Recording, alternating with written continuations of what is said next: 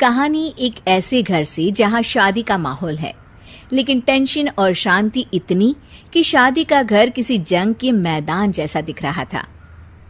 अरे जैसा मर्जी डेकोरेशन कर दो, पैसों की चिंता मत करो। इतना पैसा जब लड़के वालों को दे दिया तो फूल वालों को देने में मुझे क्या दिक्कत है? अरे धीरे बोलो ना, साफ लग रहा है कि फ्रस्ट्रेटेड हो। अरे तुम तो चुप ही रहो। एक बेटी संभाल नहीं पाई। सारा दिन मैं काम पर जाता था, सोचता था घर पर बच्चों को अच्छे से संस्कार मिल रहे होंगे, लेकिन नहीं, मैडम को तो अपनी किटी और फैशन से फुर्सत मिले तब ना। माँ चुपचाप वहां से चली जाती है। समझ में नहीं आता कि आखिर शर्मा खानदान में हो क्या रहा है। कल तक चिड़िया सी फुदकने वाली शीना की शादी यूं अचानक एक मोटे काले लड़के से क्यों हो रही है?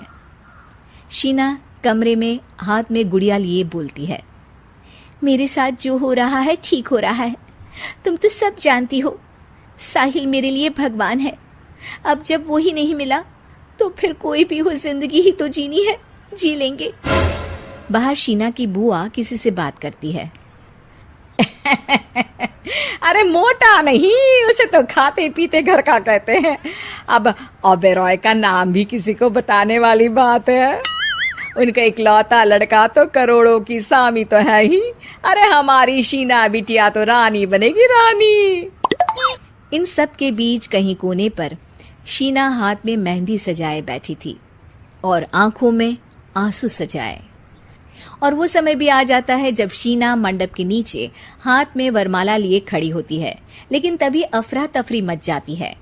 कोई कहता है, अरे लड़के की माँ को हार्ट अटैक आ गया। अरे अच्छी खासी थी, कैसे हो गया? अरे कहते हैं ना, किसी किसी लड़की के पैर अच्छे नहीं होते। हो सकता है कि मनहूस है ये लड़की।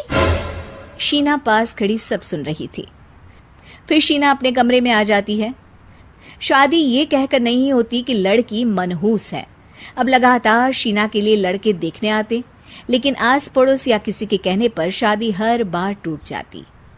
लेकिन एक दिन, अंकल, मैं काफी दिनों से आपसे मिलने की कोशिश कर रहा था, लेकिन हिम्मत नहीं हो पा रही थी। अरे बेटा, हिम्मत तो हमारी टूटी पड़ी है। वैसे कौन हो तुम? अब मेरा नाम साहिल है अंकल। मैं शीना से प्यार करता हूँ और उसी से शादी करना चाहता हूँ। अरे अब तो किस जात के हो ये भी मायने नहीं रखता। बेटा, मेरी बेटी मनहूस है। ये सब कहते हैं कि इसीलिए उसकी शादी नहीं हो पा रही। अगर तुम शादी करने को तैयार हो तो ठीक है। शीना की शादी साहिल से हो जाती है। अगले दिन साहिल की माँ का देहांत हो जाता है और एक बार फिर लोग शीना को अपशकुनी कहने लगते हैं। अरे खा गई दीदी को ये। अरे क्या जरूरत थी साहिल किसी मनहूस को घर लाने की? पर बुआ, माँ की तो तबीयत पिछले कई साल से खराब थी। डॉक्टर्स ने जवाब दे दिया था। क्या पता ये भी उनका सौभाग्य हो कि वो बहू का मुंह देख पाई। अरे बहू का मुंह देख पाई, या ये कह लो कि बहू का मुंह देखते ही स्वर्ग लोक सिधार गई। खैर, हमें क्या, घर तुम्हारा है, हम तो चले। अब शीना को खुद पर ही शक होने लगता है कि कहीं सच में वो अपशकुनी तो नहीं। साहिल, हम दोनों की शादी नहीं हुई होती तो अच्छा था। देखो ना, कैसे पहले मेरी शादी टूटती थी और अब तुम्हारी माँ भी। अरे ऐसा कुछ नहीं होता शीना, अपशकुनी वगैरह कुछ नहीं होता। ये सब तो ईश्वर के खेल हैं। वो शादी तुम्हारी इसलिए टूट गई क्योंकि तुमको मेरी पत्नी बनाना था, और माँ का जाना तो तय था। वो काफी बुजुर्ग थी, साथ ही एक ऐसी बीमारी से जूझ रही थी जिसमें डॉक्टर्स भी उन्हें नहीं बचा पाते। शीना साहिल की बात सुनकर तसल्ली कर लेती है और वहां से चली जाती है। अगले दिन, शीना, अरे ओ शीना। क्या हुआ?